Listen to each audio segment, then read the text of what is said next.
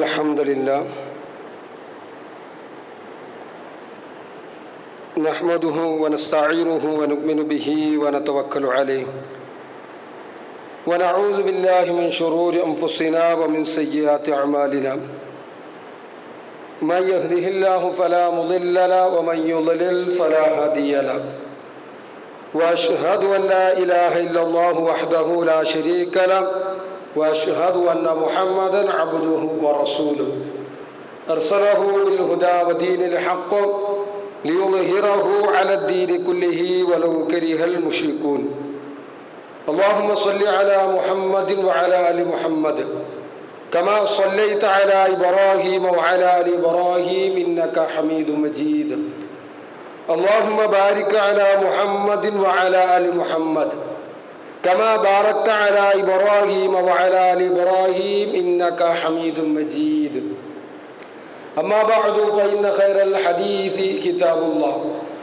وخير الهدي هدي محمد صلى الله عليه وسلم وشر الأمور محدثاتها وكل محدثة بدعة وكل بدعة ضلالة وكل ضلالة في النار أعوذ بالله من الشيطان الرجيم بسم الله الرحمن الرحيم يا أيها الذين آمنوا اتقوا الله حق تقاته ولا تموتن إلا وأنتم مسلمون يا أيها الناس اتقوا ربكم الذي خلقكم من نفس واحدة وخلق منها زوجها وبث منهما رجالا كثيرا ونساء واتقوا الله الذي تساءلون به والأرحام إن الله كان عليكم رقيبا يا أيها الذين آمنوا اتقوا الله وقولوا قولا سديدا يصلح لكم أعمالكم ويغفر لكم ذنوبكم ومن يطع الله ورسوله فقد فاز فوزا عظيما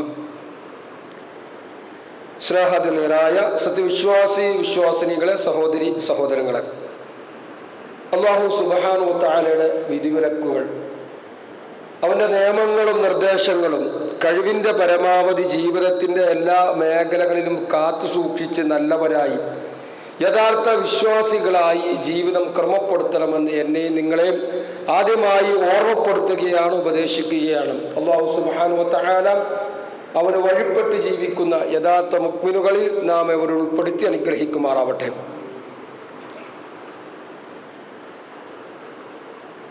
അല്ലാഹു സുബ്ഹാനഹു വ തആല മനുഷ്യന് ഗുണകരമല്ലാത്ത എല്ലാ സ്വഭാവ രീതികളെയും ഒഴിവാക്കാൻ വളരെ കൃത്യമായി നമുക്ക് പഠിപ്പിച്ചു തന്നിട്ടുണ്ട്. ഒരുപക്ഷെ മനുഷ്യന്റെ പൊതുവായ സ്വഭാവ രീതി അങ്ങനെയാണെങ്കിൽ പോലും അവന്റെ ജീവിതത്തിൽ അവന് ഗുണകരമല്ല എങ്കിൽ അത് ഒഴിവാക്കണമെന്ന് തന്നെയാണ് അല്ലാഹു പഠിപ്പിക്കുന്നത്. അതില് ഏറ്റവും പ്രധാനപ്പെട്ട വിശുദ്ധ ഖുർആനും തിരുസുന്നത്തും വളരെ കൃത്യമായി നമുക്ക് പഠിപ്പിച്ചു തന്ന മനുഷ്യന്റെ ഒരു സ്വഭാവ രീതിയാണ് ധൃതി കാണിക്കുക എന്നുള്ളത്. ഇത് അല്ലാഹ് പറഞ്ഞതാണ്. പ്രവാചകന്മാരൊക്കെ കടന്നു വന്ന സമയത്ത് ചില സമൂഹത്തിലെ ആളുകളൊക്കെ പറഞ്ഞത് ശിക്ഷ എന്താണ് വരാത്തത് എന്നാണ് അവരുടെ ചോദ്യം. അവര് ധൃതി കാണിക്കുകയാണ് അള്ളാഹുവിന്റെ അദാബിന് വേണ്ടിയിട്ട്. അള്ളാഹ് പറഞ്ഞത് അഫബി അദാബിനാ യസ്തഅജിലൂൻ, ശുദ്ധ ഖുർആന്റെ ചോദ്യം. വയസ്തഅജിലൂനക ബിൽ അദാബ്, അള്ളാഹുവിന്റെ ശിക്ഷയെ അവർ ധൃതിപ്പെട്ടിങ്ങനെ അതെന്താ വരാത്തത്. അപ്പൊ ഇത് മനുഷ്യന്റെ ഒരു സ്വഭാവ രീതിയായി വിശുദ്ധ ഖുർആൻ പഠിപ്പിച്ചെന്ന ഖുലിഖൽ ഇൻസാനു മിൻ അജൽ, മനുഷ്യൻ സൃഷ്ടിക്കപ്പെട്ടത് തന്നെ ധൃതി കാണിക്കുന്ന ഒരു രീതിയാണ്. സൗരീക്കും ആയാത്തി ഫലാ തസ്തഅജിലൂൻ, അള്ളാഹ് അവർക്ക് മറുപടി കൊടുത്തത് എൻ്റെ ദൃഷ്ടാന്തങ്ങൾ വഴിയെ ഞാൻ നിങ്ങൾക്ക് കാണിച്ചു തരും. ഫലാ തസ്തഅജിലൂൻ, നിങ്ങൾ ആരും ധൃതി കാണിക്കണ്ട. ഇതാണ് അള്ളാഹു പഠിപ്പിച്ചത്. വക്കാനൽ ഇൻസാനു അജൂല, മനുഷ്യൻ ധൃതി കാണിക്കുന്നവൻ എല്ലാ കാര്യത്തിലും. എത്രത്തോളം എന്ന് വെച്ചാൽ മഹാനായ റസൂലുള്ളാഹി സ്വല്ലല്ലാഹു അലൈഹി വസല്ലം പറഞ്ഞത്, മൂസ അലൈഹി സ്വലാത്തു വസ്സലാമിയും ഖുദർ അലൈഹി സ്വലാമിയും അവർ തമ്മിലുള്ള സംഭാഷണം സൂറത്തുൽ കഹ്ഫിൽ വിശദീകരിക്കുന്നുണ്ട്. കുറെ സംഭവങ്ങൾ പറയുന്നുണ്ട്. അത് പറഞ്ഞതിന് ശേഷം റസൂലുള്ളാഹി സ്വല്ലല്ലാഹു അലൈഹി വസല്ലം പറഞ്ഞ ലൗ സബ്ബറ മൂസ അലൈഹിസ്സലാം, മൂസാ അലൈഹിസ്സലാം ആ സമയത്ത് അല്പം കൂടി ക്ഷമ കാണിച്ചിരുന്നുവെങ്കിൽ ഒരുപാട് കാര്യങ്ങൾ നമുക്ക് അവിടുന്ന് കിട്ടുമായിരുന്നു. ആ ഖിദർ അലൈഹിസ്സലാമുമായി ബന്ധപ്പെട്ട് മൂസാ നബി യാത്ര നടത്തുന്ന സംഭവം. അപ്പൊ ആ സമയത്ത് മൂസാ നബി അല്പം കൂടി ക്ഷമ കാണിച്ചിരുന്നുവെങ്കിൽ ഒരുപാട് വിവരങ്ങൾ നമുക്ക് കിട്ടിയേനെ എന്ന് റസൂലുള്ളാഹി സ്വല്ലല്ലാഹു അലൈഹി വസല്ലം പറഞ്ഞ ഹദീസുകൾ നമുക്ക് കാണാൻ കഴിയും. പ്രിയപ്പെട്ടവരെ, നമ്മുടെ ജീവിതത്തിൽ ഈ ധൃതി വെടിയുക, സാവകാശം കാര്യങ്ങൾ കൈകാര്യം ചെയ്യുക, അവധാനതയോടുകൂടി കൈകാര്യം ചെയ്യുക എന്നുള്ളത് വിശ്വാസിയെ സംബന്ധിച്ചിടത്തോളം അത് സ്വഭാവത്തിൽപ്പെട്ടൊരു സംഗതി ആയിക്കൊണ്ടാണ് വിശുദ്ധ ഇസ്ലാം പഠിപ്പിച്ചത്. നമ്മൾ ആലോചിച്ചൊക്കെ ഏതൊരു സംഗതിയും ഈ മനുഷ്യന്റെ ധൃതി കാരണം സംഭവിക്കുന്ന എന്തെല്ലാം അപകടങ്ങൾ, എന്തെല്ലാം ദുരന്തങ്ങൾ നമുക്ക് കാണാൻ. നമ്മൾ ഓടിച്ചുകൊണ്ടിരിക്കുന്ന വാഹനമടക്കം പല വാഹന അപകടങ്ങളും നിങ്ങൾ പരിശോധിച്ച് നോക്കിക്കേ, ധൃതിയാണ്. അപ്പൊ അവിടെ സാവകാശവും അവധാനതയും കാണിക്കുക എന്ന ഇസ്ലാമിന്റെ അധ്യാപനം നമ്മുടെ ജീവിതത്തിൽ കൊണ്ടുവരണം. അതുകൊണ്ട് റസൂലുള്ളാഹി സ്വല്ലല്ലാഹു അലൈഹി വസല്ലം പറഞ്ഞത് അൽ അനാതു മിനല്ലാഹി വൽ അജലതു മിനശ് ശൈത്വാൻ. സാവകാശം കൈകാര്യം ചെയ്യുക എന്ന് പറഞ്ഞാൽ അത് അള്ളാഹുവിൽ നിന്നുള്ളതാണ്. ധൃതി എന്നുള്ളത് അത് പൈശാചികമാണ്, പിശാചിൽ നിന്നുള്ളതാണ് എന്ന് റസൂലുള്ളാഹി സ്വല്ലല്ലാഹു അലൈഹി വസല്ലം പഠിപ്പിച്ചെന്ന്. അപ്പൊ അത് പറഞ്ഞു വരുമ്പോൾ നമ്മൾ ധൃതി പാടില്ല എന്ന് പറയുമ്പോൾ നമ്മൾ ചെയ്യുന്ന പ്രവർത്തനങ്ങളിൽ ഊർജ്ജസ്വലത പാടില്ല എന്നൊന്നല്ല അതിൻ്റെ അർത്ഥം. ഉന്മേഷം ഉണ്ടാകാൻ പാടില്ല, ഉണർവുണ്ടാകാൻ പാടില്ല, അലസതയോടുകൂടി ചെയ്യണമെന്നല്ല ഇതിൻ്റെ ഒന്നും അർത്ഥം. ധൃതി പാടില്ല എന്ന് പറഞ്ഞാൽ നമ്മളൊരു സംഗതി ചെയ്യുമ്പോൾ, ഒരു പ്രവൃത്തി ചെയ്യുമ്പോൾ അതിൻ്റെ വരും വരായികൾ ആലോചിച്ചിട്ട് ചെയ്യണം, നമ്മൾ ചെയ്യണം. എടുത്തു ചാട്ടം പാടില്ല എന്നാണ്. ഒരു കാര്യം ചെയ്യുമ്പോൾ, ഒരു കാര്യം പറയുമ്പോൾ, ഒരു കാര്യം പ്രവർത്തിക്കുമ്പോൾ അതിൻ്റെ വരും വരായികൾ എങ്ങനെയാണ് എന്ന് ആലോചിക്കുവാനും ചിന്തിക്കുവാനും നമുക്ക് കഴിയണം. അങ്ങനെ നിർവഹിക്കാൻ കഴിയുമ്പോഴാണ് അത് നല്ല രൂപത്തിലായി തീരുകയുള്ളൂ. അല്ലെങ്കിൽ ഇത്തരത്തിലുള്ള എടുത്തുചാട്ടങ്ങൾ നമ്മുടെ ഭാഷയിൽ പറഞ്ഞ ഏറ്റവും കൂടുതൽ നമ്മൾ പറയാം എടുത്തുചാട്ടം എന്ന് തന്നെയാണ് പറയാം. അതുകൊണ്ടുണ്ടാവുന്ന ദുരന്തങ്ങൾ, പിന്നീടുണ്ടാവുന്ന ഖേദപ്രകടനങ്ങൾ, ഇതൊക്കെ നമ്മൾ കാണുന്നു. നമ്മൾ എല്ലാ ദിവസവും പത്രമാധ്യമങ്ങളിലൂടെ കാണുന്നതാ. ഇന്നലെ പറഞ്ഞ സംഗതി ഇന്ന് മാറ്റുന്നു, അതെനിക്ക് അബദ്ധം പറ്റിപ്പോയി. എന്തുകൊണ്ടത് സംഭവിച്ചു? ഈ എടുത്തുചാട്ടം തന്നെ. 2 ആഴ്ച മുമ്പ് പറഞ്ഞ കാര്യം മാറ്റി പറയാണ്. അപ്പൊ അന്ന് പറയുമ്പോൾ ഈ ആളുകളൊന്നും ചിന്തിക്കുക, ഏതൊരു കാര്യം അങ്ങനെയാണ് കേട്ടോ, പറയുമ്പോഴും ഒന്നും ഇതൊന്നും ചിന്തിക്കൂല. അപ്പൊ അതുകൊണ്ടാണ് ഇസ്ലാം പറഞ്ഞത് ധൃതി എന്നത് അപകടകരമാണ്, നിങ്ങൾ സൂക്ഷിക്കണം. ഹിജ്റ 8-ാം വർഷം അറേബ്യൻ ഉപദ്വീപിന്റെ കിഴക്കേ പ്രവിശ്യയിൽ സ്ഥിതി ചെയ്യുന്ന അൽ അഹ്സാവൊക്കെ ഇന്ന് എല്ലാവർക്കും അറിയാം. ബഹ്റൈന്റെ പഴയ പേരാണത്. അവിടുന്ന് ഒരു വിഭാഗം ആളുകൾ, അബ്ദുൽ ഖൈസ് കുടുംബത്തിലൊരു സംഘം ആളുകൾ റസൂലുള്ളാഹി സ്വല്ലല്ലാഹു അലൈഹി വസല്ലമയെ കാണാനായി മദീനയിലേക്ക് വരാം. അവർക്ക് ഇസ്ലാം സ്വീകരിക്കാനുള്ള ആവേശത്തിൽ അവർ വരുന്നത്. ആ സംഘത്തിന്റെ നേതാവ് അഷജ് അബ്ദുൽ ഖൈസാണ്. അങ്ങനെ 20ഓളം ആളുകൾ അടങ്ങുന്ന ആ സംഘം മദീനയിലേക്ക് എത്തി. അവർ വരുമ്പോൾ റസൂലുള്ളാഹി സ്വല്ലല്ലാഹു അലൈഹി വസല്ലം അവരെ കാത്തിരിക്കുന്നു. അവർ വളരെ പ്രവാചകൻ സ്വല്ലല്ലാഹു അലൈഹി വസല്ലമയെ കണ്ടപ്പോൾ ആവേശഭരിതരായിക്കൊണ്ട് തങ്ങളുടെ വാഹനത്തിൽ നിന്നൊക്കെ അവിടെ ചാടിയിറങ്ങി ഓടി വന്നിട്ട് റസൂലുള്ളാഹി സ്വല്ലല്ലാഹു അലൈഹി വസല്ലമയെ കെട്ടിപ്പിടിക്കാനൊക്കെ തുടങ്ങി എന്ന് പറഞ്ഞാൽ അവർ ആ ഒരു സന്തോഷം, പ്രവാചകൻ സ്വല്ലല്ലാഹു അലൈഹി വസല്ലമയെ കണ്ട സന്തോഷം. അവർ യാത്ര കഴിഞ്ഞു വരികയാണ്. അതിൻ്റെതായ ക്ഷീണവും അതുപോലെ മറ്റ് ശരീരം വേർത്തും അതുപോലെ പൊടി പിടിച്ചതൊന്നും അവർ ശ്രദ്ധിച്ചില്ല. പക്ഷെ അവരുടെ കൂട്ടത്തിൽ അവരുടെ നേതാവ് അഷജ് വന്നു. വാഹനത്തിൽ നിന്ന് ഇറങ്ങി വാഹനത്തൊരു സ്ഥലത്ത് കൊണ്ടുപോയി അവിടെ തളച്ചു. ഇതൊക്കെ വലിയ പാടാണ് കേട്ടോ. പല ആളുകളൊക്കെ ആവേശത്തിൽ നമ്മളെ പരിചയക്കാരെ ബന്ധപ്പെട്ടവരൊക്കെ കാണുമ്പോൾ റോഡിന്റെ നടുവാണ്, എവിടെയാണെന്ന് ഒന്നും നോക്കൂല, വണ്ടി നിർത്തിയിട്ട് അവിടെ പോകും. നോക്കി അഷജ് ഇറങ്ങിയിട്ട് വാഹനത്തെ ഒരു സ്ഥലത്ത് കൊണ്ടുപോയി തളച്ചു. അതിനുശേഷം എന്ത് ചെയ്തു?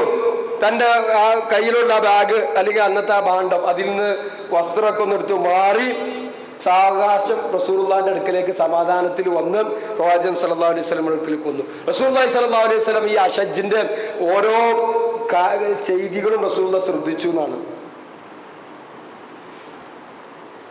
റസൂലുള്ളാഹി എല്ലാവരും വിളിച്ചിരുത്തി സമ്മാനമൊക്കെ കൊടുത്തു. ആ കൂട്ടത്തിൽ അഷജ്ജിന് കുറച്ച് കൂടുതൽ കൊടുത്തു. അഷജ്ജിന് കുറച്ച് കൂടുതൽ കൊടുത്തിട്ട് റസൂലുള്ളാഹി സ്വല്ലല്ലാഹു അലൈഹി വസല്ലം പറഞ്ഞൊരു വർത്തമാനമുണ്ട്. ഇന്ന ഫീക ലഖസ്ലതൈൻ, അഷജ്ജ് നിനക്ക് 2 സ്വഭാവ ഗുണങ്ങളുണ്ട്. നിന്റെ ജീവിതത്തിൽ 2 സ്വഭാവ ഗുണങ്ങളുണ്ട്, നല്ല സ്വഭാവങ്ങളാണ് രണ്ടെണ്ണം. എന്താ? യുഹിബ്ബുഹുമുല്ലാഹ്, ആ 2 സ്വഭാവവും അല്ലാഹ് ഇഷ്ടപ്പെടുന്നു. അൽ ഹിൽമു വൽ അനാത്ത്, ഒന്ന് ക്ഷമയാണ്, 2 അവധാനതയാണ്. ഇത് രണ്ടും അല്ലാഹു സുബ്ഹാനഹു വ തആല ഇഷ്ടപ്പെടുന്നു. ഇമാം മുസ്ലിം ഉദ്ധരിക്കുന്ന ഹദീസാണ്. നമ്മൾ ആലോചിക്കുക, അവിടെ സത്യത്തില് അവിടെ ആദ്യം ഇറങ്ങി വന്ന ആളുകൾ പ്രവാചകൻ സല്ലല്ലാഹു അലൈഹി വസല്ലമ കണ്ടപ്പോൾ സന്തോഷം കൊണ്ട് അവർ വന്ന്, പക്ഷെ അതിന്റെ ഇടയിൽ അവരെന്ത് ചെയ്തു?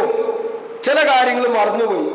ആവേശത്തിന്റെ ഇടയിൽ ഒരു വലിയ യാത്ര ചെയ്ത് വന്ന് അവർ ശരീരത്തിൽ പൊടിയുണ്ടാവുന്നുണ്ട്, അതൊന്നും ശ്രദ്ധിച്ചില്ല. അപ്പൊ ഇതാണ് സത്യത്തിൽ നമ്മൾ പറഞ്ഞത് അവതാരത എന്ന് പറഞ്ഞത്.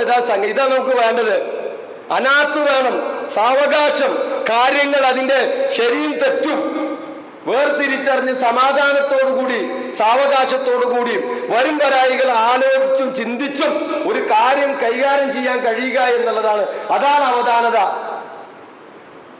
ആ ഒരു സാവകാശം അത് നമ്മുടെ ജീവിതത്തിന്റെ എല്ലാ കാര്യത്തിലും വേണം. ധൃതി പാടില്ല എന്ന് പറയുന്നത് അതാ. നോക്ക് നിങ്ങൾ, നബി സല്ലല്ലാഹു അലൈഹി വസല്ലം സംസാരം പോലെ എങ്ങനെയായിരുന്നു ആയിഷ ബീവി ഉദ്ധരിക്കുന്ന ഹദീസിൽ കാണാം. റസൂലുള്ളാഹി സ്വല്ലല്ലാഹു അലൈഹി വസല്ലം സംസാരിച്ച എങ്ങനെയായിരിക്കും? എണ്ണി തിട്ടപ്പെടുത്താം, എണ്ണാൻ പറ്റും വാക്കുകൾ.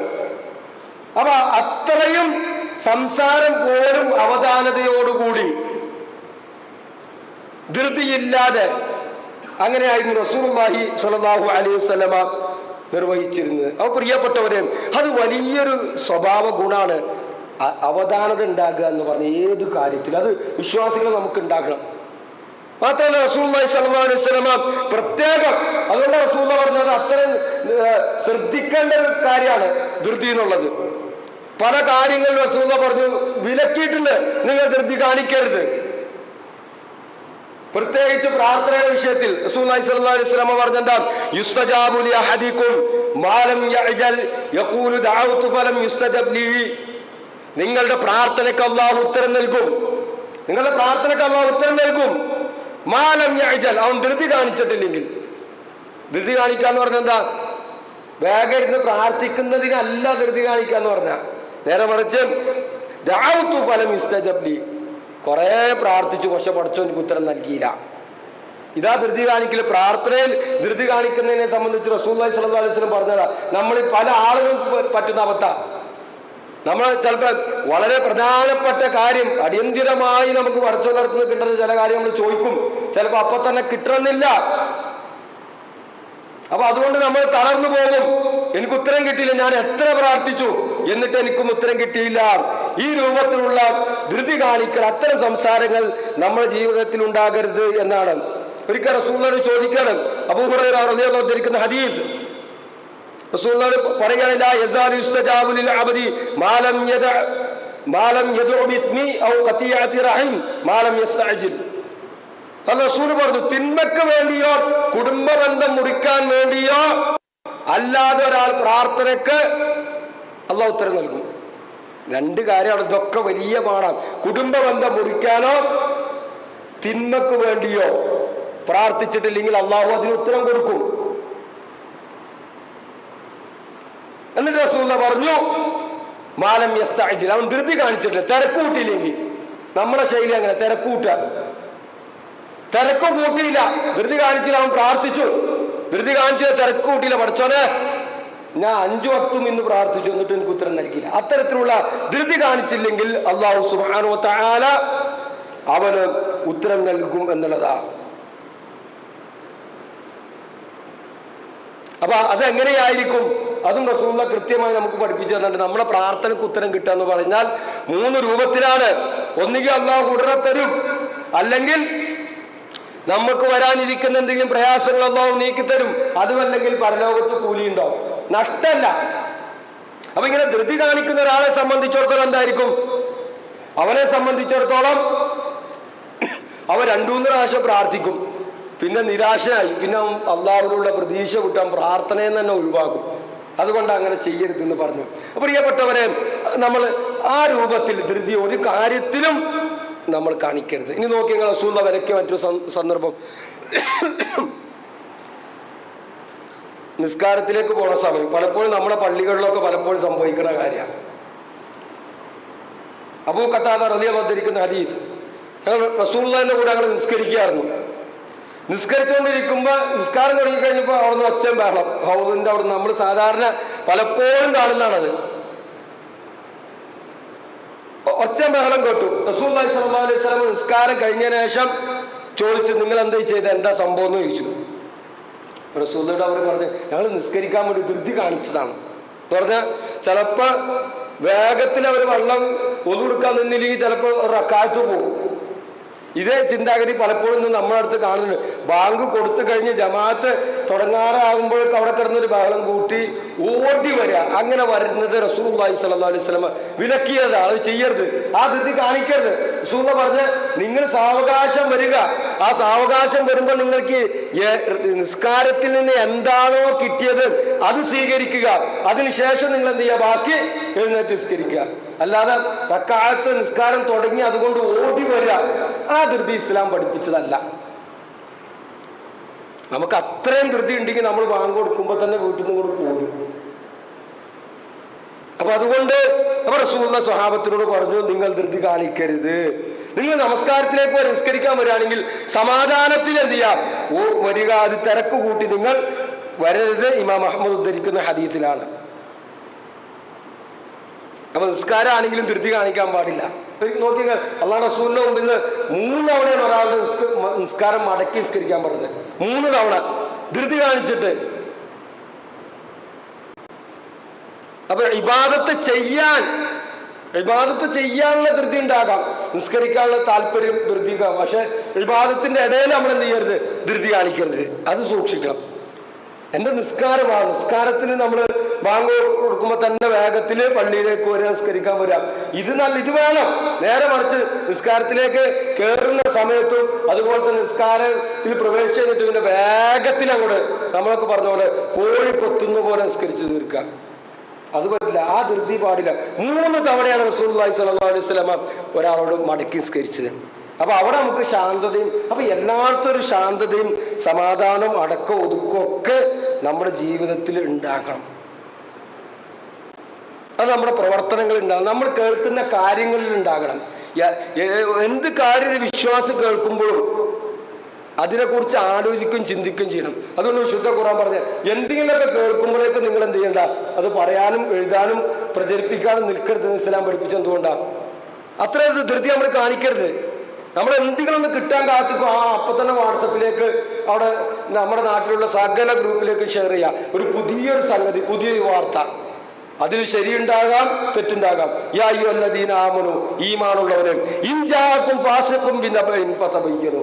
ഖുർആൻ പറഞ്ഞേക്ക്, ഏതെങ്കിലും ഒരു ഫാസിഖ് എന്തെങ്കിലും ഒരു വാർത്തയായിട്ട് നിങ്ങളുടെ അടുത്തേക്ക് വരുമ്പോഴേക്കും നിങ്ങൾ സൂക്ഷിക്കണം. ഫതബയ്യനൂ, സൂക്ഷിക്കണം. ആ കാര്യം നിങ്ങൾ സൂക്ഷിക്കണം. അത് മറ്റൊരാളിലേക്ക് പറയുമ്പോഴും മറ്റൊരാൾക്ക് ഷെയർ ചെയ്ത് കൊടുക്കുമ്പോഴും സൂക്ഷിക്കണം. എന്ത് സൂക്ഷിക്കണം? അൻ തുസീബു ഖൗമൻ ബിജഹാല, നിങ്ങൾക്ക് വിവരമില്ലാത്തതിൻ്റെ പേരിൽ വേറെയുള്ള വിഭാഗങ്ങൾക്ക് അതിൻ്റെ പേരിൽ പ്രയാസം ഉണ്ടാകും. എന്തല്ല, പ്രത്യേകിച്ച് നമ്മളിപ്പോഴത്തെ ഈ സാഹചര്യമൊക്കെ നമ്മൾ നോക്കിക്ക്, നമ്മുടെ നാട്ടിൽ ഇലക്ഷൻ സാഹചര്യം വന്നു കഴിഞ്ഞാൽ പിന്നെ ഉണ്ടാകുന്ന രീതികളൊക്കെ നമുക്കറിയാം. നമ്മുടെ ഈമാൻ അതിൽ കളയരുത്, നമ്മുടെ വാക്കും പ്രവർത്തനവും മാറരുത്.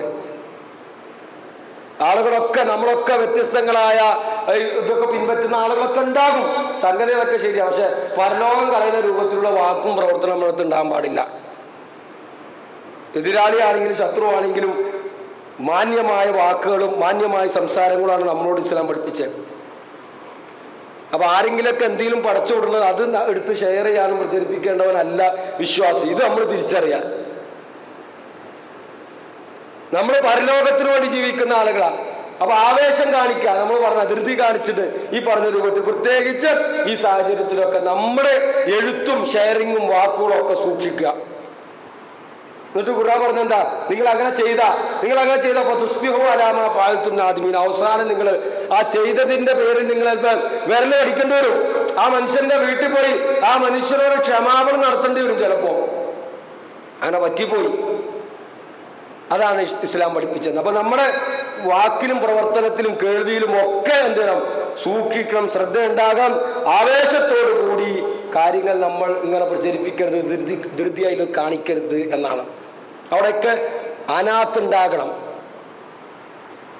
ഇനി മുസ്ലിം ഉമ്മത്തിനെ ബാധിക്കുന്ന വിഷയം ഇന്ന് പലപ്പോഴും സംഭവിക്കുന്ന സോഷ്യൽ മീഡിയയിലൊക്കെ നമുക്ക് കാണാം. മുസ്ലിം ഉമ്മത്തുമായി ബന്ധപ്പെട്ട എന്തെങ്കിലും വിഷയമാണെങ്കിലോ അത് കൈകാര്യം ചെയ്യേണ്ട ആളുകൾ, പണ്ഡിതന്മാരും ഉലമാക്കളൊക്കെ ഉണ്ട്.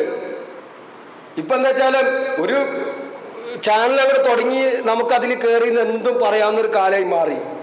അപ്പോൾ ഒരു സമൂഹത്തിന്റെ മുഴുവൻ, ഇസ്ലാമിന്റെ മുഴുവൻ വിഷയവും പറയുന്നവർ, പല ആളുകളും ദീൻ പഠിക്കാതെ വന്ന് കയറിയിരിക്കുകയാണ്. മുസ്ലിം ഉമ്മത്തുമായി ബന്ധപ്പെട്ട വിഷയമാണെങ്കിലും എന്തെങ്കിലും വിഷയം ഉണ്ടാക്കുമ്പോഴേക്കും അപ്പം ചാനലിൽ വന്നിട്ട് 2 വർത്തമാനങ്ങൾ പറഞ്ഞു പോകാൻ. കാരണം ആവേശമാണ്, ധൃതിയാണ്. ഇതൊക്കെ വളരെ അപകടകരം ചെയ്യും. നോക്ക്, നിങ്ങൾ വിശുദ്ധ ഖുർആൻ ഒരു കാര്യം പഠിപ്പിച്ചു തരുന്നുണ്ട്. 4-ാം അധ്യായം 33-ാമത്തെ വചനം, വഇദാ ജാഅഹും അംറുൻ മിനൽ അംനി ബിൽ ഖൗഫി അദാഉ ബിഹി. ഉണ്ടോ?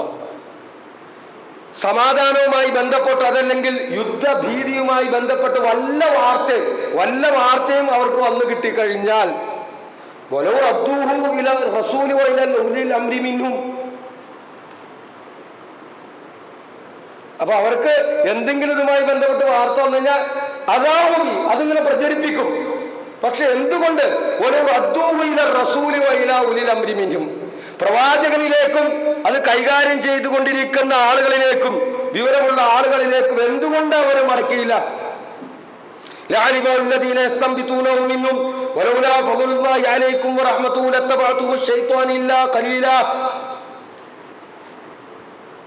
ോ അപ്പൊ അതിൽ കാര്യങ്ങൾ നിരീക്ഷിച്ച് കൃത്യമായി കാര്യങ്ങൾ മനസ്സിലാക്കി പറയാൻ പറ്റുന്ന ആളുകൾ അത് ചെയ്യുമായിരുന്നു. അവിടെ എന്താണ്? ധൃതിയാണ്. എന്തെങ്കിലും മുസ്ലിങ്ങളുമായി ബന്ധപ്പെട്ട എന്തെങ്കിലും വിഷയം വന്നു കഴിഞ്ഞാൽ എത്ര ആളുകളാണ് ധൃതിയ. ആദ്യം അതിന് ഞാനാണ് മറുപടി പറഞ്ഞത് എന്നാണ്. ഇതൊക്കെ വളരെ ദോഷം ചെയ്യുന്ന കാര്യങ്ങളാണ്. ഞാൻ പറഞ്ഞു വരുന്നത് ഇപ്പൊ എല്ലാവർക്കും നല്ല സുഖം, അവനവൻ്റെ ഒരു ഇതിലങ്ങോട്ട് കയറിയിട്ട് ഇങ്ങനെ നിന്നങ്ങോട്ട് മറുപടി പറഞ്ഞാൽ മതി. എന്തും വളരെ സൂക്ഷ്മത പാലിക്കണം ആ കാര്യത്തിലൊക്കെ. ധൃതി കാണിക്കരുത് എന്നുള്ളത് തന്നെയാണ്. അറിവ് നേടുന്ന വിഷയത്തിലൊക്കെ നോക്കി, നിങ്ങൾ റസൂലുള്ളാഹി സ്വല്ലല്ലാഹു അലൈഹി വസല്ലമക്ക് ഖുർആൻ പഠിപ്പിച്ചു കൊടുക്കുന്ന സമയത്ത് എന്താ പറഞ്ഞത്? ലാ തുഹദ്ദിഖ് ബിഹി ലിസാനക ലിതഅജല ബിഹി. വേഗം മനപ്പാടാക്കാൻ വേണ്ടി റസൂൽ അങ്ങ് എന്ത് ചെയ്യണ്ട, നാവ് ചലിപ്പിക്കണ്ട, വേഗം ചെയ്യാൻ, വേഗം മനപ്പാടാക്കാൻ വേണ്ടിയിട്ട് എന്ത് ചെയ്യണ്ട, നാവ് ചലിപ്പിക്കണ്ട. അപ്പൊ ജിബ്രീൽ അലൈഹിസ്സലാം ഖുർആൻ റസൂലിലേക്ക് പഠിപ്പിച്ചു കൊടുക്കുന്ന സമയത്ത് പോലും എന്താ പറഞ്ഞത്? ആ പഠിക്കുന്ന വിഷയത്തിൽ പോലും എന്താ ചെയ്യണ്ട, ഇത്തരത്തിലുള്ള ധൃതി എന്താ, ലാ തുഹദ്ദിഖ് ബിഹി ലിസാനക ലിതഅജല ബിഹി, ആ ധൃതി നിങ്ങൾ കാണിക്കേണ്ടതില്ല. അപ്പൊ ഇങ്ങനെ പൊതുവെ എല്ലാ മേഖലയിലും ഇസ്ലാം പഠിപ്പിച്ചു തരുന്നത് സമാധാനത്തോടുകൂടി അവധാനതയോടുകൂടി കാര്യങ്ങൾ കൈകാര്യം ചെയ്യുക എന്നുള്ളത് തന്നെയാണ്. ഈ ഒരു സ്വഭാവ രീതി നമ്മുടെ ജീവിതത്തിൽ ഉണ്ടാകണം. പിന്നെ നമ്മൾ ചെയ്യേണ്ട ചില സന്ദർഭങ്ങൾ, നമുക്ക് പരലോകവുമായി ബന്ധപ്പെട്ട് ചെയ്യുന്ന നന്മകൾ അത് നമ്മൾ താമസിപ്പിക്കരുത്.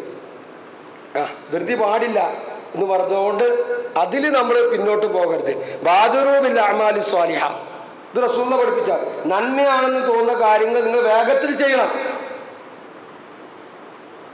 ഒരാൾക്ക് സാമ്പത്തികവും ശാരീരികവുമായ എല്ലാ സംഗതികളും ഒത്തുവന്നു, അന്ന് 2 കൊല്ലം കഴിഞ്ഞിട്ട് ഹജ്ജ് ചെയ്താൽ മതി എന്നല്ല അതിൻ്റെ അർത്ഥം. അയാൾ അവിടെ വേഗത്തിൽ അത് ചെയ്യാൻ ചെയ്യണം. അപ്പൊ നന്മയാവുന്ന കാര്യങ്ങൾ അത് വേഗത്തിൽ ചെയ്യണം എന്ന് പറഞ്ഞാൽ ചെയ്യുന്ന നന്മയിൽ സ്പീഡ് കൂട്ടാനല്ല, അത് കാലതാമസം ഉണ്ടാകാതെ ഉടനെ ചെയ്യുക എന്നുള്ളതാണ്. ഞാൻ നേരത്തെ നിസ്കാരത്തിന്റെ വിഷയം അതുകൊണ്ടാണ് പറഞ്ഞത്. ചെയ്യുന്ന നന്മയില് വേഗത്തിൽ നിസ്കാരം ഒരു 2 മിനിറ്റ് കൊണ്ട് നിസ്കരിച്ച് തീർക്കാനല്ല. അപ്പൊ ഇബാദത്തുകള് വേഗത്തിൽ ചെയ്യണം എന്ന് പറഞ്ഞാൽ അതിന് സമയം കളയരുത്. ഹജ്ജിന് ഇപ്പൊ എനിക്ക് ആരോഗ്യമുണ്ട്, എനിക്ക് സമ്പത്തും കൃത്യമായിട്ടുണ്ടെങ്കിൽ ഞാൻ ഉടൻ തന്നെ വേഗം ചെയ്യാന്നുള്ളത്, അത് നമ്മൾ എന്ത് ചെയ്യരുത്, കാത്തു നിൽക്കരുത്. സാന്ദർഭികമായി പ്രിയപ്പെട്ട സഹോദരങ്ങളോടൊക്കെ പറയണത് ഇനി അധികം നമ്മൾ അടുത്ത സമയമാവാൻ തുടങ്ങിയിട്ടുണ്ട്, ഇനി അതിലേക്ക് എത്തും. അപ്പോൾ ഹജ്ജിന് കഴിയുന്ന ആളുകൾ, ആരോഗ്യവും സമ്പത്തുള്ള ആളുകൾ ഒരു കൊല്ലൂടെ കഴിയിട്ട് എൻ്റെ ആ ഒരു ബാധ്യത ആയിട്ട് ഇത് കഴിയട്ടെ എന്ന് നമ്മൾ കാത്തിരുന്നാൽ ചിലപ്പോൾ നടപടിയാവൂല. അപ്പം അതുകൊണ്ട് നന്മകളിൽ എന്ത് ചെയ്യുക, അതാണ് ഇസ്ലാം പഠിപ്പിച്ചത്. നന്മകൾ ഫസ്ഔലാദിക്കില്ല, ഇതാണ് ഊദിയ ലിസ്സലാത്തി മിൻ യൗമിൽ ജുമുഅത്തി ഫസ്ഔലാദിക്കില്ല. ബാങ്ക് കേട്ട് കഴിഞ്ഞാൽ വെള്ളിയാഴ്ചത്തെ ബാങ്ക്, ജുമുഅ ബാങ്ക് കേട്ട വേഗത്തിലേക്ക് പള്ളിയിലേക്ക് വരിക എന്ന് പറഞ്ഞാൽ അവിടെ പിന്നെ ഇങ്ങനെ താമസം ഉണ്ടാക്കാതെ വേഗം വരിക എന്നുള്ളതാണ്. പിന്നെ അവിടെ നമ്മളിങ്ങനെ തട്ടിത്തടഞ്ഞിങ്ങനെ നിന്ന് കുറച്ചുകൂടി കഴിയുക, അതല്ല, വേഗത്തിൽ നമ്മൾ എന്ത് ഏർപ്പാടാണോ അത് ക്ലോസ് ചെയ്ത് വേഗം വരിക എന്നുള്ള. അല്ല അവിടുന്ന് ഓടിയാവുന്നല്ല അതിൻ്റെ അർത്ഥം. നമ്മൾ അങ്ങനെ ധരിക്കരുത്. വേഗത്തിൽ വരാന്ന് പറഞ്ഞാൽ നമ്മൾ എന്തൊരു ജോലിയിലാണ് അതൊക്കെ ഇങ്ങനെ ഒന്ന് മാറ്റിവെച്ച് വേഗം പിന്നെ അതിന് വേണ്ടിയിട്ട് നിൽക്കാതെ വേഗം പള്ളിയിലേക്ക് എത്തുക. നോക്കി നിങ്ങൾ സാബിഖു ഇലാ മഗ്ഫിറത്തിൻ മിർ റബ്ബിക്കും ഉണ്ടോ, അള്ളാഹുവിൻ്റെ പാപമോചനത്തിലേക്ക് നിങ്ങൾ വേഗം ധൃതിപ്പെട്ട് അതൊന്നും കാലതാമസം വെക്കരുത്. വേഗം വേഗം ഇസ്തിഗ്ഫാർ നടത്തിക്കൊള്ളാം, താമസിപ്പിക്കരുത്. ഇസ്ലാം പ്രോത്സാഹിപ്പിച്ച വസാരിഉ ഇലാ മഗ്ഫിറത്തിൻ മിർ റബ്ബിക്കും, പാപമോചനത്തിലേക്ക് നിങ്ങൾ ധൃതിപ്പെട്ട് വേഗം വരിക, അതൊന്നും താമസം വെക്കരുത്. ഇനി അടുത്തൊരു റമദാൻ ആകട്ടെ എന്ന് പറഞ്ഞ് നമ്മൾ പിന്തിപ്പിക്കരുത്. ഫസ്തബിഖുൽ ഖൈറാത്ത്, നല്ല കാര്യങ്ങളിലേക്ക് നിങ്ങൾ മത്സരിച്ച് മുന്നേറ്. അപ്പൊ ഇതൊക്കെ ഇസ്ലാം പ്രോത്സാഹിപ്പിച്ച ധൃതിയിൽ നമ്മൾ വേഗം വേഗം ക്യാഷ് ഉള്ളപ്പോൾ നമ്മൾ വേഗം വേഗം ചെലവഴിക്കണം. അള്ളാന്റെ മാർഗത്തിൽ കഴിയുന്ന രൂപത്തിലൊക്കെ ചെലവഴിക്കുക. അപ്പൊ ധൃതി കാണിക്കരുത് എന്ന് പറഞ്ഞതിൽ നിന്ന് ഈ കാര്യങ്ങൾ മാറ്റി നിർത്തണം. നമ്മൾ പരലോകവുമായി ബന്ധപ്പെട്ട് നമ്മൾ ചെയ്യേണ്ട കാര്യങ്ങൾ എന്ത് ചെയ്യരുത്, കാലതാമസം വരുത്തരുത്. അത് നമുക്ക് നന്മയാകുന്ന എല്ലാ കാര്യങ്ങളും വേഗം വേഗം ചെയ്യണം. റസൂലുള്ളാഹി സ്വല്ലല്ലാഹു അലൈഹി വസല്ലം പറഞ്ഞാണ്, സഅദ് റളിയല്ലാഹു അൻഹു ഉദ്ധരിക്കുന്ന ഹദീസിൽ കാണാം, അത്തുഅദ്ദതു ഫീ കുല്ലി ഷൈ, അത്തുഅദ്ദതു ഫീ കുല്ലി ഷൈഇൻ ഇല്ലാ ഫീ അമലിൽ ആഖിറ, എല്ലാ കാര്യങ്ങളിലും എന്തുണ്ട്, സാവകാശം കാണിക്കാവുന്നതാണ്. ഇല്ലാ ഫീ അമലിൽ ആഖിറ, പരലോകത്തെ പ്രവർത്തനങ്ങൾ ഒഴികെ, പരലോകത്തേക്കുള്ള പ്രവർത്തനങ്ങളിൽ ഒഴികെ ബാക്കി എല്ലാത്തിലേക്കും നിങ്ങൾക്കൊരു സാവകാശം കാണിക്കാവുന്നതാണ്. ഇമാം അബൂ ദാവൂദ് ഉദ്ധരിക്കുന്ന ഹദീസാണ്. അപ്പോൾ അത് നമ്മൾ ചെയ്യണം. പ്രത്യേകിച്ച് പാപമോചനങ്ങൾ. വിശുദ്ധ ഖുർആൻ തൗബേന്റെ വിഷയം പറഞ്ഞുകൊണ്ട് നമുക്ക് കാണാം, ഇന്നമ തൗബതു അലല്ലാഹി ലില്ലദീന യഅമലൂന സൂഅ ബിജഹാലത്തിൻ സുമ്മ യതൂബൂന മിൻ ഖരീബ്. കണ്ടോ, അജ്ഞത കൊണ്ട്, വിവരമില്ലായ്മ കൊണ്ട് തെറ്റ് ചെയ്ത ആളുകൾ അവർ ഉടനെ തന്നെ തൗബ ചെയ്യുന്നു എങ്കിൽ അവർക്കാ തൗബയുള്ളത്, അവർക്കാണ് തൗബയുള്ളത്. ആ തൗബയാണ് അല്ലാഹു സ്വീകരിക്കുക. മരണം തൊണ്ടക്കുഴിയിലെത്തുമ്പോൾ സ്വീകരിക്കൂല എന്നൊക്കെ നമ്മൾ കേട്ടിട്ടുണ്ട്. അപ്പൊ അതൊക്കെ തൗബ, അത് വേഗത്തിൽ ചെയ്ത് തീർക്കേണ്ട. അപ്പൊ എല്ലാ കാര്യങ്ങളും അതുപോലെ മനുഷ്യന്മാരുമായി ബന്ധപ്പെട്ട ഇടപാടുകളുണ്ട്, അതൊന്നും വൈകിപ്പിക്കരുത്. നമ്മൾ മരിച്ചു പോയാലോ, അപ്പൊ ധൃതി പാടില്ല എന്ന് പറഞ്ഞ് ഇതൊക്കെ ശ്രദ്ധിക്കണം. 2 കൊല്ലം കഴിഞ്ഞിട്ട് കൊടുത്താൽ മതി, ധൃതി പാടില്ല എന്നുള്ള പഠിപ്പിച്ചു. അങ്ങനെയല്ല അതിന്റെ അർത്ഥം. റസൂലുള്ളാഹി സ്വല്ലല്ലാഹു അലൈഹി വസല്ലം പറഞ്ഞെന്താ, നഫ്സുൽ മുഅ്മിനി മുഅല്ലഖത്തുൻ ബിദൈനിഹി ഹത്താ യുഖ്ലാഅൻ, കടം വീടുന്നത് വരെ സത്യവിശ്വാസിയുടെ ആത്മാവ് അതുമായി ബന്ധിക്കപ്പെടും. അവ മറ്റുള്ള ആളുകളുമായി വ്യക്തിബന്ധങ്ങളിൽ വരുന്ന സാമ്പത്തികമായ ഇടപാടുകൾ, മറ്റു കാര്യങ്ങളൊക്കെ ഉണ്ടെങ്കിൽ അതൊന്നും കാലതാമസം വെക്കരുത്. അതൊക്കെ വേഗത്തിൽ ധൃതിയിൽ നമ്മൾ എന്ത് ചെയ്യണം, ചെയ്ത് തീർക്കണം. നോമ്പ് തുറക്കുന്ന കാര്യം റസൂല പഠിപ്പിച്ചെന്താ, അപ്പൊ ഇതൊക്കെ പരലോകവുമായി ബന്ധപ്പെട്ട എന്താ റസൂല പറഞ്ഞത്, ലാ യസാലുന്നാസു ബിഖൈരിഹി മാ അജ്ലു അൽ ഫിത്ർ. നോമ്പ് മുറിക്കുവാൻ ജനങ്ങൾ ധൃതി കാണിക്കുന്ന കാലത്തോളം നന്മയിലായിരിക്കും. ഇത് നമ്മൾ കഴിഞ്ഞ 1 മാസം മുമ്പ് നമ്മളിതൊക്കെ മനസ്സിലായി. പലപ്പോഴും ആളുകൾ ഒരു സൂക്ഷ്മതയ്ക്ക് വേണ്ടി എന്ന് പറഞ്ഞ 1 മിനിറ്റ് അങ്ങോട്ടും ഇങ്ങോട്ടൊക്കെ ആക്കണ ആൾക്കാരുണ്ട്. റസൂല പഠിപ്പിച്ചെന്താ, അത് വേഗത്തിൽ അതിന് ധൃതി വേഗം സമയം അങ്ങനെ കാത്തിരിക്കുക. അവിടെ ആ ഒരു ധൃതി റസൂല പഠിപ്പിച്ചെന്ന്. ജനാസ മറമാടുന്ന സമയം അതുമായി ബന്ധപ്പെട്ട് റസൂല പഠിപ്പിച്ചത് അത് വേഗത്തിലാക്കണം, അത് വേഗത്തിലാക്കണം. അത് കൃത്യമായി റസൂലുള്ളാഹി സ്വല്ലല്ലാഹു അലൈഹി വസല്ലം പഠിപ്പിച്ചു തന്നിട്ടുണ്ട്. അസ്രിഉ ബിൽ ജനാസ, ജനാസ വേഗത്തിൽ കൊണ്ടുപോകണം. അങ്ങനെ റസൂലുള്ളാഹി പഠിപ്പിച്ചു തന്നെ. അതിങ്ങനെ വച്ചുകൊണ്ട് ഒരുപാട് താമസം വരുത്താതെ. അപ്പം അത്തരം കാര്യങ്ങളിലൊക്കെ നമ്മൾ സൂക്ഷ്മത പാലിക്കുക, ശ്രദ്ധിക്കുക. അള്ളാഹു നമ്മെ എല്ലാം അനുഗ്രഹിക്കുമാറാവട്ടെ.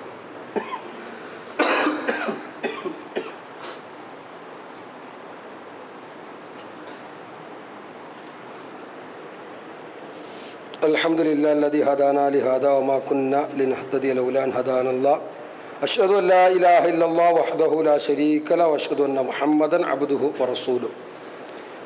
ഒരിക്കൽ കൂടി അല്ലാഹു സുബ്ഹാനഹു വ തആലയുടെ നിയമങ്ങളും നിർദ്ദേശങ്ങളും കഴിവിൻ്റെ പരമാവധി ജീവിതത്തിൻ്റെ എല്ലാ മേഖലകളിലും കാത്തു സൂക്ഷിച്ച് നല്ലവരായി ജീവിതം ക്രമപ്പെടുത്തണമെന്ന് ഓർമ്മപ്പെടുത്തുകയാണ്. അല്ലാഹു അനുഗ്രഹിക്കുമാറാവട്ടെ. അല്ലാഹു സുബ്ഹാനഹു വ തആല നമ്മളെ ഏൽപ്പിച്ച വലിയ അമാനത്താണ് നമ്മുടെ കുടുംബം എന്നുള്ളത്. ഇപ്പോൾ സ്കൂളൊക്കെ അടച്ച് വെക്കേഷനായി നമ്മുടെ ജീവിതത്തിൽ അവരോടുള്ള ബാധ്യത നിറവേറ്റാൻ കിട്ടുന്ന 2 മാസം അത്. കാരണം നമ്മൾ കൂടുതൽ അവരോട് ചേർന്ന് നിൽക്കുന്ന, അല്ലെങ്കിൽ അവർ നമ്മളെ കൂടെ കിട്ടുന്ന സമയം. മറ്റെന്താ വെച്ചാൽ ചിലപ്പോൾ അവർ എഴുന്നേൽക്കുമ്പോൾ നമ്മൾ ജോലിക്ക് പോകും. പിന്നെ നമ്മൾ ജോലി കഴിഞ്ഞ് വരുമ്പോഴത്തേനോ സ്കൂൾ വിട്ടൊന്ന് കിടന്നുറങ്ങിയിട്ടുണ്ടാവും. അവരോടുള്ള ബാധ്യത നിർവഹിക്കാൻ പലപ്പോഴും കഴിയുന്നില്ല. അപ്പോൾ ഏറ്റവും കൂടുതൽ നമ്മളോട് ചേർന്ന് മക്കളെ കിട്ടുന്ന, അല്ലെങ്കിൽ കുടുംബത്തെ കിട്ടുന്ന ഒരു സമയം, അല്ലെങ്കിൽ നമ്മുടെ കുടുംബത്തിന് കിട്ടുന്ന സമയം 2 മാസം വെക്കേഷൻ നമ്മൾ ജോലി സംബന്ധമായി നമ്മൾ ഫ്രീ ആയി കിട്ടുന്ന സമയം. അപ്പോൾ ഈ സമയത്ത് പ്രിയപ്പെട്ടവരെ നമ്മൾ കുടുംബത്തിനോടും മക്കളോടുള്ള ബാധ്യത നിർവഹിക്കാൻ നമ്മൾ ഈ സമയം ചെലവഴിക്കണം. അത് നമ്മൾ നഷ്ടപ്പെടുത്തി കളയരുത്. കാരണം കൂ അംഫുസക്കും അഹ്ലീക്കും നാറ, കുടുംബത്തിനെയും നരകത്തിനെ രക്ഷപ്പെടുത്താനുള്ള ബാധ്യത നമുക്കുണ്ട്. അപ്പം അതിൽ ഏറ്റവും പ്രധാനപ്പെട്ടതാണ് അവർക്ക് അള്ളാഹുവിനെ കുറിച്ചുള്ള ബോധം ഉണ്ടാക്കി കൊടുക്കാൻ പറ്റിയ ഏറ്റവും 2 മാസം. അള്ളാഹുവിനെ പരിചയപ്പെടുത്തി കൊടുക്കേണ്ട, ദീൻ പരിചയപ്പെടുത്തി കൊടുക്കേണ്ട. ലുക്മാൻ അലൈഹിസ്സലാമയുടെ ഉപദേശം മാത്രങ്ങളൊന്നും എടുത്തു കൊടുക്കുക. വിശുദ്ധ ഖുർആൻ സൂറത്തുൽ ലുക്മാനിലെ ഞാൻ ആ ഒരായത്തും വിശദീകരിക്കാൻ വേറെ ഖുതുബ പറയേണ്ട വിശാലമായ കാര്യമാണ്. ഒന്നാമത് കൊടുക്കുന്നില്ല ലാ തുശ്രിക് ബില്ലാഹ്, മക്കളോടൊക്കെ പറഞ്ഞു കൊടുക്കുക ശിർക്ക് ചെയ്യരുത്. യാ ബുനയ്യ അഖിമിസ് സ്വലാഹ്, നമസ്കാരം മോനെ കൃത്യമായി നിർവഹിക്ക്. വഅ്മുർ ബിൽ മഅറൂഫി വൻഹ അനിൽ മുൻകർ, ഇത് കുടുംബത്തിനോടും പറയണം. നന്മ കൽപ്പിക്ക്, തിന്മ വിരോധിക്ക്. അതോടൊപ്പം തന്നെ ധാർമ്മിക മൂല്യമുണ്ടാകാൻ യാ ബുനയ്യ ഇന്നഹാ ഇൻ തകും മിസ്ഖാല ഹബ്ബത്തിൻ മിൻ ഖർദൽ ഫതകുൻ ഫീ സഖറത്തിൻ ഔ ഫിസ് സമാവാതി ഔ ഫിൽ അർളി യഅതി ബിഹി അല്ലാഹ്. മോനെ നീ ഒരു കാര്യം ചെയ്തു, ആരും കണ്ടില്ല, വാപ്പ കണ്ടില്ല, ഉമ്മ കണ്ടില്ല, ഉസ്താദ് കണ്ടില്ല, ആരും കണ്ടില്ല, ഒരു പാറക്കുള്ളിൽ വെച്ചാണെങ്കിലും ശരി യഅതി ബിഹി അല്ലാഹ്, പടച്ചോൻ കൊണ്ടുവരും കേട്ടോ. അതുകൊണ്ട് സൂക്ഷിക്കുക. ഞങ്ങളൊന്നില്ലാത്ത ഞങ്ങളുടെ അസാന്നിധ്യത്തിൽ ഒരുപക്ഷെ മോനെ നിനക്ക് എന്തും കാണാം, എന്തും കേൾക്കാം, എന്തും ചെയ്യാം, അവസരം ഉണ്ടാകും. പക്ഷെ അതിനു മുകളിൽ അള്ളാഹ് അത് കൊണ്ടുവരുന്ന പടച്ചോനുണ്ട്. നമ്മുടെ മക്കളോട് പറഞ്ഞു കൊടുക്ക്, കുടുംബത്തിനോട് പറഞ്ഞു കൊടുക്ക്. ഈ 2 മാസം നമുക്ക് സമയമുണ്ട്. അതുപോലെ അവർക്കത് കിട്ടുന്ന ഏറ്റവും നല്ല സാഹചര്യം, സന്ദർഭവും, ദീനീ ബോധമുണ്ടാകുന്ന ക്ലാസ്സുകളൊക്കെ ഉണ്ടാകും, വെക്കേഷണൽ ക്ലാസ്സുകളുണ്ടാകും നമ്മുടെ കുട്ടികൾക്ക്. അതിലൊക്കെ ഒന്ന് കൊണ്ടേ അതിലൊക്കെ അവരെ ഒന്ന് പങ്കെടുപ്പിക്കുക. അതുപോലെ തന്നെ കുടുംബ ബന്ധത്തിൻ്റെ വില അവരെ പഠിപ്പിച്ചു കൊടുക്കുക. അവരെ കുടുംബ വീടുകളിൽ സന്ദർശിക്കാൻ അവരെ പറഞ്ഞു വിടണം. ഇതൊക്കെ നമ്മൾ ചെയ്യണം. സിലത്തുർ റഹീം, അള്ളാഹ് ബന്ധം ചേർക്കാൻ പറഞ്ഞാണ് കുടുംബ ബന്ധങ്ങൾ. അതുകൊണ്ട് ഉപ്പയുടെ ഉമ്മയുടെ ഒരാളുടെ ഏതെങ്കിലും ഒരാളുടെ കുടുംബ വീട്ടിൽ മാത്രം പോയപ്പോൾ അപ്പുറത്തും പോട്ടെ, 2 കുടുംബത്തിലും പോട്ടെ. ഉമ്മയുടെ കുടുംബത്തിലും പോകണം, ഉപ്പയുടെ കുടുംബത്തിലും പോകണം. ഇത് 2 കുടുംബ ബന്ധങ്ങളൊക്കെയാണ്. അപ്പോൾ അതൊന്നും മുറിഞ്ഞു പോകരുത്. അപ്പോൾ അവരോട് പറയണം. ഇന്നത്തെ കാലത്ത് അതിൻ്റെ പ്രാധാന്യം പോയി. കാരണം കുട്ടികൾക്ക് ഈ പറഞ്ഞത് വീട്ടിൽ കളിക്കാൻ മൊബൈലും സംവിധാനങ്ങളൊക്കെ ആയതുകൊണ്ട് ഒരു ബന്ധുവീട്ടിലെ സന്ദർശനമൊന്നും ഇല്ല. പണ്ടൊക്കെ വെക്കേഷൻ ആകാൻ കാത്തിരിക്കുകയാണ്, 1 മാസം 1.5 മാസം ബന്ധു വീട്ടിലേക്ക് പോകാൻ. അതൊരു സന്തോഷത്തിൻ്റെ കാലമായിരുന്നു. അതുകൊണ്ട് തന്നെ വല്യുമ്മാനും വല്യപ്പാനും എല്ലാവരുമായിട്ടൊക്കെ ബന്ധമായിരുന്നു. ഇന്നത് എത്രത്തോളം ഉണ്ട് നമ്മൾ ആലോചിക്കുക. അപ്പോൾ അത് ഈ വെക്കേഷൻ സമയത്ത് നമ്മൾ അങ്ങനെ ഇസ്ലാമിക മൂല്യങ്ങൾ നമ്മൾ ഈ രൂപത്തിലൊക്കെ നടപ്പിലാക്കി നമ്മുടെ മക്കളെ കുടുംബ വീടുകളിൽ സന്ദർശിക്കാനും അതുപോലെ തന്നെ അതിൻ്റെ ശരിയും കാര്യങ്ങളും അവർക്ക് പറഞ്ഞു കൊടുക്കുവാനും ഒക്കെ നമ്മൾ എന്ത് ചെയ്യണം, സമയം ചെലവഴിക്കണം എന്നുകൂടി സാന്ദർഭികമായി ഓർമ്മപ്പെടുത്തുകയാണ്. അല്ലാഹു സുബ്ഹാനഹു വ തആല നമ്മെ എല്ലാം അനുഗ്രഹിക്കുമാറാവട്ടെ. നമ്മുടെ ജീവിതത്തിൽ വന്നുപോയ വീഴ്ചകൾ അല്ലാഹു സുബ്ഹാനഹു വ തആല പുറത്ത് മാപ്പാക്കി നൽകുമാറാവട്ടെ. നമ്മളിൽ നിന്ന് മരണപ്പെട്ടു പോയ നമ്മുടെ മാതാപിതാക്കൾ, നമ്മുടെ ബന്ധുമിത്രാദികൾ, ആദർശ ബന്ധുക്കൾ, സഹോദരി സഹോദരന്മാർ, അല്ലാഹു സുബ്ഹാനഹു വ തആല അവരുടെ എല്ലാം കബറിടം വിശാലമാക്കുകയും മഗ്ഫിറത്തും മർഹമത്തും നൽകി അനുഗ്രഹിക്കുകയും ചെയ്യുമാറാവട്ടെ. മാരകമായ രോഗങ്ങളിൽ നിന്ന് അള്ളാഹു നമ്മയും നമ്മുടെ കുടുംബത്തെയും നമ്മുടെ സമൂഹത്തെയും കാത്തുരക്ഷിക്കുമാറാവട്ടെ. ലോകത്തിൻ്റെ വിവിധ ഭാഗങ്ങളിൽ പ്രയാസം അനുഭവിക്കുന്ന മുസ്ലിം ഉമ്മത്ത് ഒരുപാട് സഹോദരി സഹോദരന്മാർ അള്ളാഹു സുബ്ഹാനഹു വ തആല എല്ലാ നിലക്കുമുള്ള സമാധാനവും ശാന്തിയും നൽകി അനുഗ്രഹിക്കുമാറാവട്ടെ. നമ്മുടെ എല്ലാ സദുദ്ദേശങ്ങളെയും അള്ളാഹു സുബ്ഹാനഹു വ തആല നിറവേറ്റി തരുമാറാവട്ടെ. ഈ പള്ളിയിൽ ഒരുമിച്ച് കൂടിയതുപോലെ നാളെ അവൻ്റെ ജന്നാത്തുൽ ഫിർദൗസിൽ കുടുംബസമേതം ഒരുമിച്ച് കൂടുവാൻ അള്ളാഹു നമുക്ക് എല്ലാവർക്കും തൗഫീഖ് നൽകി അനുഗ്രഹിക്കുമാറാവട്ടെ. എല്ലാവിധ പരീക്ഷണങ്ങളിൽ നിന്നും അള്ളാഹു നമ്മെ എല്ലാം കാത്തുരക്ഷിക്കുമാറാവട്ടെ. അല്ലാഹുമ്മ ഗ്ഫിർ ലിൽ മുഅ്മിനീന വൽ മുഅ്മിനാത്ത് വൽ മുസ്ലിമീന വൽ മുസ്ലിമാത്ത്. اللهم اجرنا من النار اللهم اجرنا من النار اللهم اجرنا من النار. ربنا آتنا في الدنيا حسنة وفي الآخرة حسنة وقنا عذاب النار. وصلى الله على نبينا محمد وعلى آله وصحبه أجمعين والحمد